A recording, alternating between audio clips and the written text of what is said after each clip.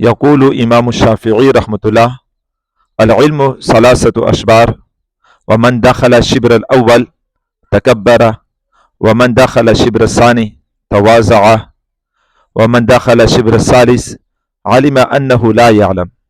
امام شافعی رحمۃ اللہ فرماتے ہیں کہ علم حاصل کرتے ہوئے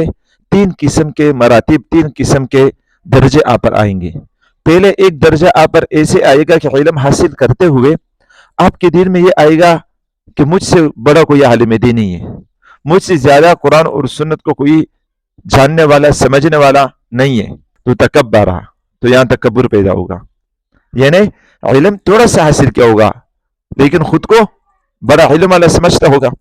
اور پھر وہ مزید علم حاصل کرے گا، مزید آگے بڑھتا رہے گا، تو آگے بڑھتے بڑھتے اس کو احساس ہو جائے گا کہ یہ علم تو بہت بڑا دریا ہے جس کا کوئی کنارہ ہی نہیں ہے، تو یہ تو میں نے تھوڑا سا علم حاصل کیا اور بہت سارا تو باقی ہے، تو لہٰذا اس کے دل میں پھر تواضع پیدا ہو جائے گی، اور پھر مزید آگے بڑھے گا، مزید علم حاصل کرتا رہے گا، مزید قرآن اور حدیث کا مطالعہ کرتا رہے گا، اور ایسے تشریحات، تفاسیر اور ایسے نکات اس کے دل میں آئیں گے، اس کے علم میں آئیں گے کہ اس کے دل میں یہ آ جائے گا کہ علم تو ایسے سمندر اور ایسے حوض کا نام ہے، ایسے دریا کا نام ہے جس کا کوئی کنارہ نہیں ہے، جس کا کوئی سر نہیں ہے جہاں تک ہم لوگ پہنچے، تو لہٰذا وہ یہ سمجھے گا پھر کہ عالم انہ لا یعلم، کہ